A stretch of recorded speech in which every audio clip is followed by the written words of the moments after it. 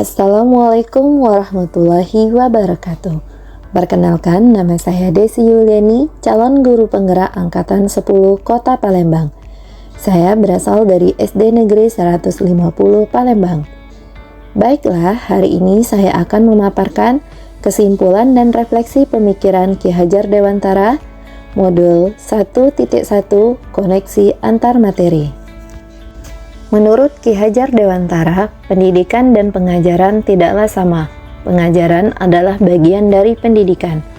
Pengajaran merupakan proses pendidikan dalam memberi ilmu atau berfaedah untuk kecakapan hidup anak secara lahir dan batin.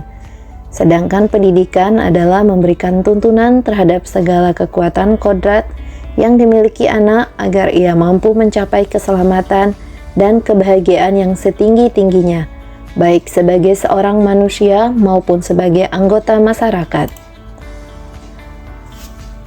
Pendidikan dan pengajaran merupakan usaha persiapan dan persediaan untuk segala kepentingan hidup manusia, baik dalam hidup bermasyarakat maupun hidup berbudaya dalam arti yang seluas-luasnya.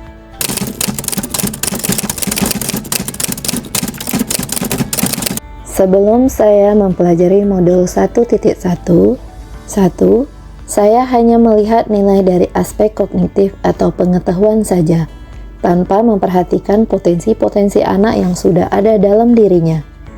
Kedua, saya hanya bertugas untuk mentransfer materi pembelajaran saja, tanpa memikirkan kegiatan apa lagi yang wajib saya lakukan.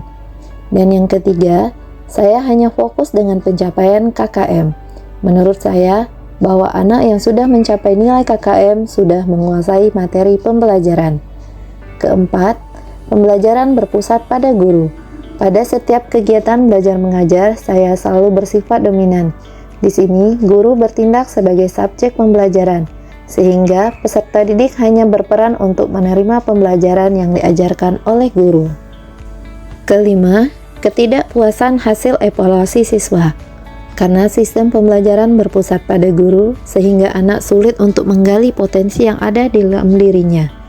Jadi saya sering merasa gagal atau mengeluh jika banyak murid yang tidak tuntas setelah melakukan evaluasi.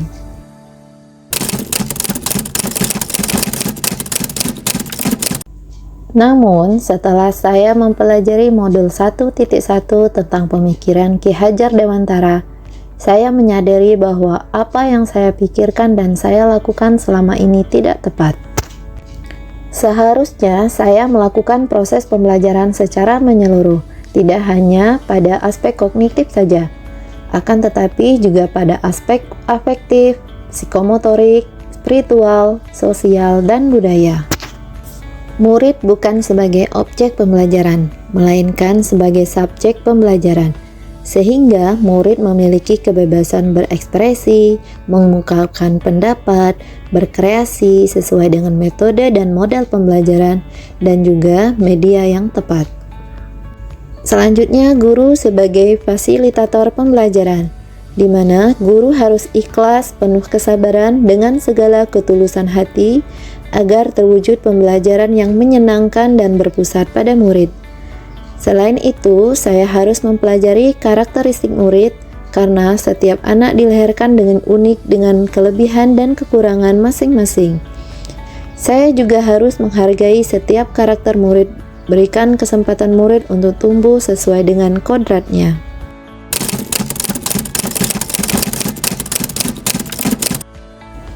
Yang dapat segera saya terapkan dalam pembelajaran di kelas antara lain: 1. Merancang pembelajaran yang interaktif dan menyenangkan, di mana siswa sebagai subjeknya dengan metode student center. Yang kedua, menerapkan pembelajaran abad 21, yaitu berpikir kritis, kreatif, komunikasi, dan berkolaboratif. Yang ketiga, berperan sebagai penuntun bukan penuntut, karena tugas guru adalah mengarahkan bukan memaksakan. Dan yang keempat, mengenali karakteristik anak dan menjalin komunikasi yang baik dengan siswa, teman sejawat, orang tua, dan masyarakat. Demikianlah video dari saya, semoga dapat menginspirasi untuk Bapak dan Ibu guru. Salam bahagia guru penggerak. Assalamualaikum warahmatullahi wabarakatuh. Terima kasih.